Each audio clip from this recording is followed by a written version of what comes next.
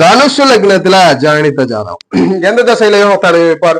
பொதுவான அமைகளின்படி 5ஆம் இடத்தின் ஆதிபத்தியத்தை பெற்ற செவ்வாய், 9ஆம் இடத்தின் ஆதிபத்தியத்தை பெற்ற சூரியன். இந்த செவ்வாய் சூரிய திசைகள் யோகம்ன்றது பொது விதி. ஆனா உங்க ஜாதகத்துல செவ்வாய் சூரியன் வலுவிழந்திருந்தா இந்த திசையில யோகம் நடக்காது. இப்ப செவ்வாய் சூரியன் ஸ்தான பலத்தை பெற்றிருந்தா செவ்வாய் தசையும் சூரிய தசையும் தனுசு லக்னக்காரருக்கு யோகம் பண்ணி கொடுக்கும்.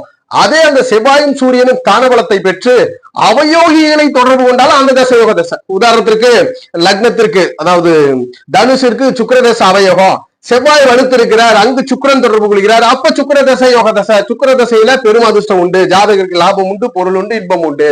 அப்போ செவ்வாய் சூரியனோடு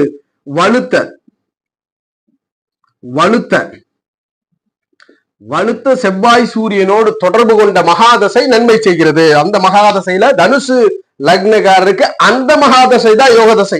பொதுவான விதிகள்ல சொல்லக்கூடிய திரிகோணம் தான் யோகம், மறைவா அவயோகம்ன்றது பொதுவான அமைப்புகள், அதன்படி இல்லை. இந்த தொடர்பில் இருந்தால் அந்த மகாதசை, ஒருவேளை ஒரு 4 கிரகங்களுமே இந்த 2 செவ்வாய் சூரியனோட வலுத்த செவ்வாய் சூரியனோட தொடர்புனா அந்த தசை எல்லாம் யோக தசை தான் தனுசு லக்னத்துல பிறந்தவர்.